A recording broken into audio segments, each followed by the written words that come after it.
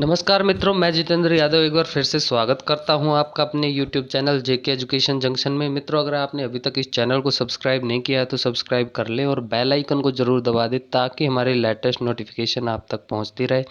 तो शुरू करते हैं आज की वीडियो। आज की वीडियो बेस है वाइटल साइन पे। वाइटल साइन से तमाम संबंधित क्वेश्चन जो एग्ज़ाम में आते हैं इस वीडियो में हम डिस्कस करेंगे। सभी प्रकार के पहलुओं को ध्यान में रखते हुए ये वीडियो बनाई जा रही है, तो कृपया इस वीडियो को लास्ट तक ज़रूर देखिए। तो शुरू करते हैं video.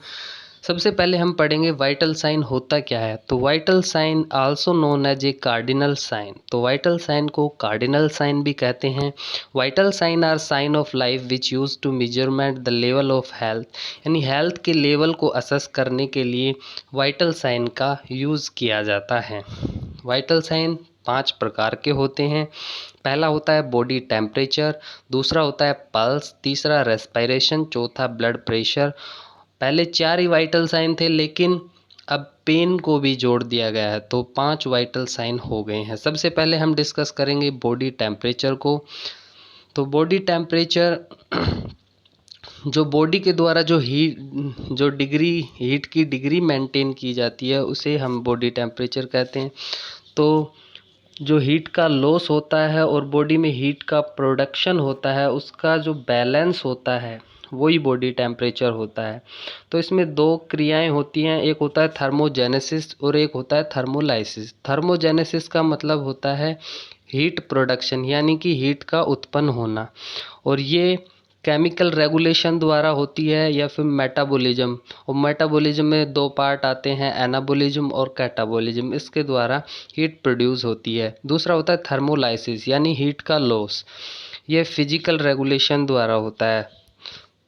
The regulatory centre of body temperature is hypothalamus, यानी बॉडी का जो टेम्परेचर रेगुलेट किया जाता है या बॉडी के टेम्परेचर को मेंटेन किया जाता है वो हाइपोथैलेमस द्वारा किया जाता है।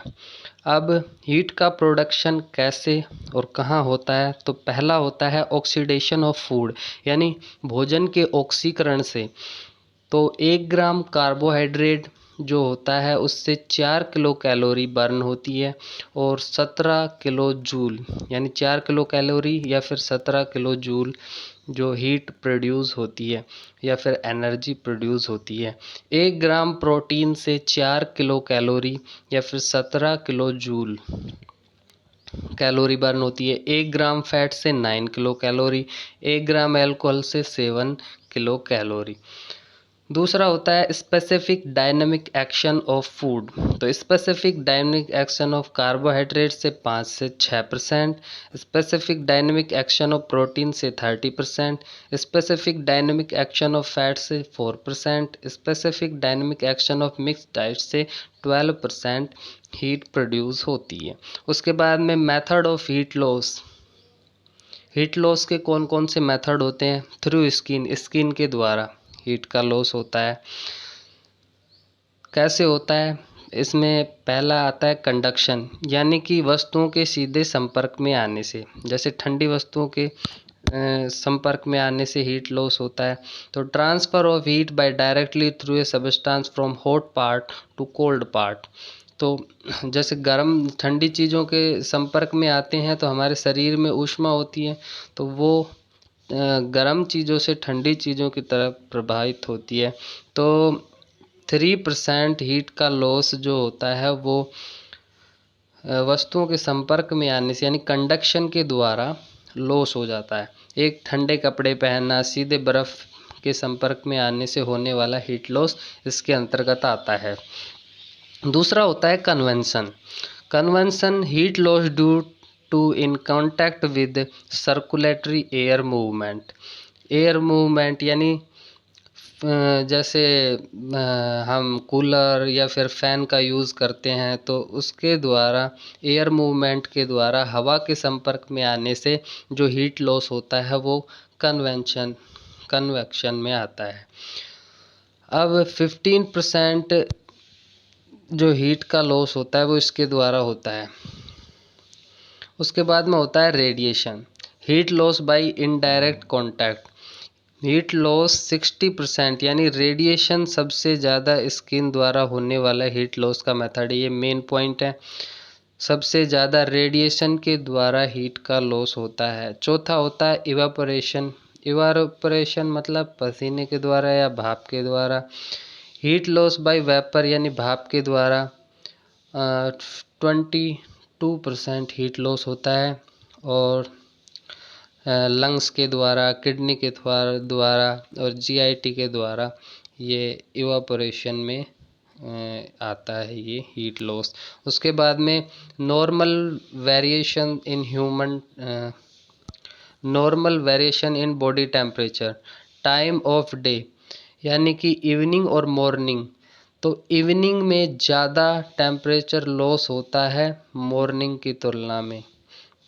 The time of measurement, sudden fall in temperature, तो मेंस्ट्रुएशन के दौरान टेम्परेचर अचानक से गिर जाता है। आफ्टर ओव्यूलेशन थोड़ा सा बढ़ता है और maximum just before the next menstrual period due to highest level of progesterone. Progesterone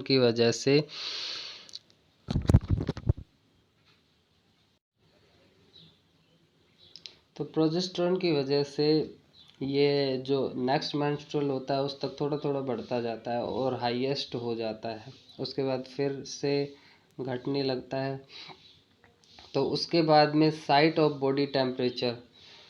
body temperature की साइट, एक तो कहाँ कहाँ से बॉडी टेम्परेचर को नापते हैं, तो 4 जो साइट होती हैं वहाँ से नापते हैं। पहला होता है ओरल टेम्परेचर।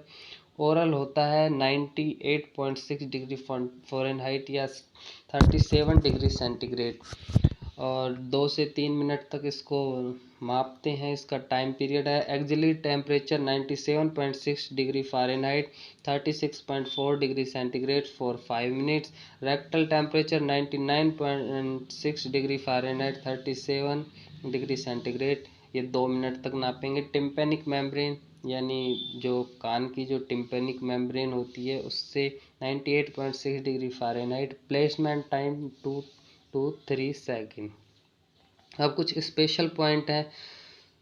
बच्चों में सबसे बेस्ट रूट होता है टेम्परेचर मेजरमेंट करने का, वो होता है एक्जिला। मोस्ट रिलेबल का मतलब होता है विश्वसनीय, जिस पे सबसे ज़्यादा विश्वास किया जा सकता है। तो most reliable method of temperature is rectal route. Position for rectal temperature, left lateral position. Rectal temperature insertion adult में 1.5 इंच और इन्फेंट और चाइल्ड में 1 इंच। थर्मोमीटर की खोज किसने की? ये गैलीलियो गैलीली ने की थी। अब थर्मामीटर के टाइप दिए होते हैं। पहला है ग्लास थर्मामीटर या क्लिनिकल थर्मामीटर। इसकी रेंज होती है 95 से 110 degree Fahrenheit and 35 to 43.3 degree centigrade. इनकी constriction present between bulb and stem. Lotion thermometer आता है, रेंज होती है 32 से 212 degree Fahrenheit and 0 to 100 degree centigrade. No constriction present. Electronic thermometer होता है, वो डिजिटल थर्मामीटर भी कहते हैं इसको। डिसइंफेक्टेंट यूज फॉर थर्मामीटर, यानी कि थर्मामीटर को डिसइंफेक्टेंट या बैक्टीरिया रहित कैसे करते हैं, तो डिसइंफेक्ट में आता है डिटोल। तो 1:40 का रेशो यूज करते हैं सॉल्यूशन का। डिटोल का 1:40 रेशो 5 मिनट के लिए। सेवलोन का 1:20 रेशो 5 मिनट के लिए। लाइजोल का 1:40 3 मिनट के लिए। अब आता है वाइप द थर्मामीटर, यानी थर्मामीटर को साफ कैसे करते हैं। तो before taking thermometer wipe bulb to stem. Thermometer लेने से पहले थर्मामीटर को बल्ब से स्टेम की तरफ मोस्ट वाइप स्वैब से वाइप करते हैं, यानी बल्ब टू स्टेम। और टेम्परेचर लेने के बाद वाइप स्टेम टू बल्ब और स्टेम टू बल्ब इसको साफ करते हैं। टेम्परेचर लेने के बाद थर्मामीटर को ड्राई स्वैब से स्टेम टू बल्ब वाइप करेंगे। उसके बाद में टेम्परेचर के कन्वर्टिंग फार्मूला है, यानी सेंटीग्रेड को फ़ारेनहाइट में और फ़ारेनहाइट को सेंटीग्रेड में कैसे चेंज करते हैं। तो फ़ारेनहाइट को सेल्सियस में चेंज करने के लिए degree Celsius equals to 5/9 degree Fahrenheit -32, और सेल्सियस टू फ़ारेनहाइट में Fahrenheit equals to 9/5 degree Celsius +32। तो site of route of temperature, सबसे पहला आता है ओरल रूट।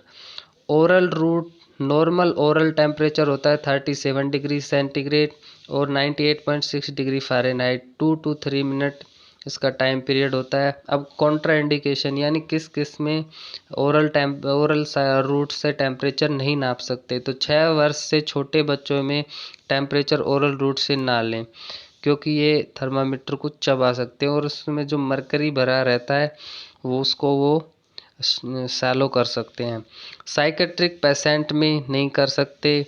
माउथ ट्रोमा या ओरल सर्जरी के केस में ऐसा नहीं करेंगे।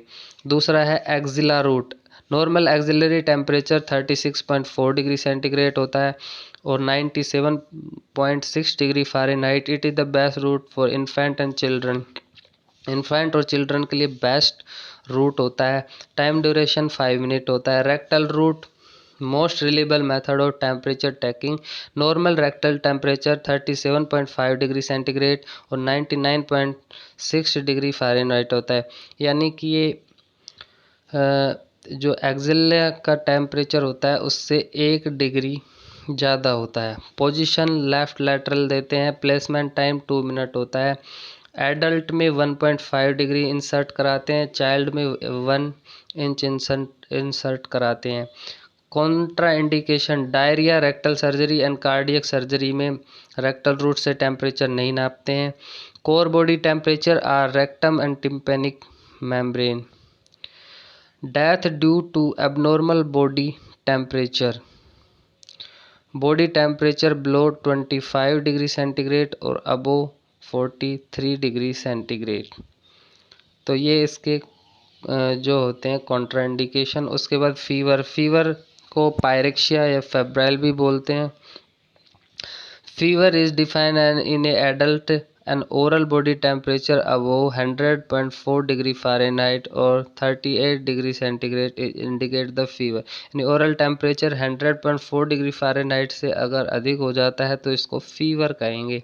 कुछ टर्मिनोलॉजीज हैं, यानी हाइपोथर्मिया, या जब बॉडी टेम्परेचर 95 डिग्री फ़ारेनहाइट से कम हो जाए तो उसे हाइपोथर्मिया। सब normal body temperature 95 to 98 degree Fahrenheit. Low pyrexia बोलते हैं 99 to 100 degree Fahrenheit. Moderate pyrexia बोलते हैं temperature between 100 to 103 degree Fahrenheit. High pyrexia 103 to 105 degree Fahrenheit. Hyper pyrexia जब टेम्परेचर 105 डिग्री फ़ारेनहाइट से ज़्यादा हो जाए। हाइपरथर्मिया या जब टेम्परेचर 105 डिग्री फ़ारेनहाइट से अधिक हो जाए। Types of fever, rising condition of temperature. दूसरा होता है फास्टिजियम या stadium. Temperature has reached is maximum remain Fairlie constant at the high level. यानी टेम्परेचर अचानक से बढ़ जाता है। उसके बाद में होता है डिफरवेसेंस। जब elevated temperature return to normal, जब बढ़ा हुआ टेम्परेचर वापस से नॉर्मल हो जाता है। क्राइसिस में बढ़ा हुआ टेम्परेचर अचानक कम हो जाता है। True crisis, patient condition improve and fall crisis, patient condition not improve, यानी पेशेंट कंडीशन इम्प्रूव नहीं होती है। लाइसिस में बढ़ा हुआ टेम्परेचर जिग जैग मैनर में डिक्रीज होता है, यानी कभी बढ़ेगा कभी घटेगा। उसके बाद में कांस्टेंट या continuous fever. Temperature versus not more than 2 degree Fahrenheit between morning and evening, यानी मॉर्निंग और इवनिंग में 2 डिग्री से ज़्यादा का अंतर नहीं रहता है। और नॉर्मल कंडीशन में रिटर्न नहीं होता है। उसके बाद में remittent fever, temperature very more than 2 degree between morning और इवनिंग रिटर्न टू नॉर्मल, यानी मॉर्निंग और इवनिंग के टेम्परेचर में 2 डिग्री से ज़्यादा का अंतर होता है। उसके बाद इंटरमिटेंट या क्योटिडियन फीवर, तो temperature rise from normal and sub normal to high temperature and come back normal at regulate intervals.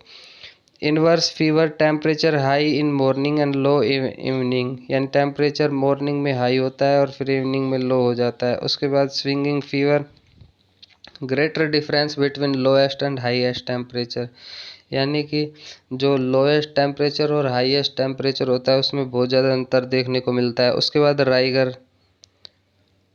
Rigor, shivering condition plus hypoxia seen in malaria, ये मलेरिया कंडीशन में देखने को मिलता है। एक तो कपकपी लगती है और बहुत ज़्यादा बॉडी टेम्परेचर इंक्रीज हो जाता है। राइगर की स्टेज कौन कौन सी होती है? पहली कोल्ड स्टेज होती है, उसके बाद हॉट स्टेज होती है, तीसरी स्वेटिंग स्टेज होती है। अब आई होप ये वीडियो आपको पसंद आई होगी। इससे अगले के जो वाइटल साइन बच गए हैं वो हम अगले वीडियो में डिस्कस करेंगे।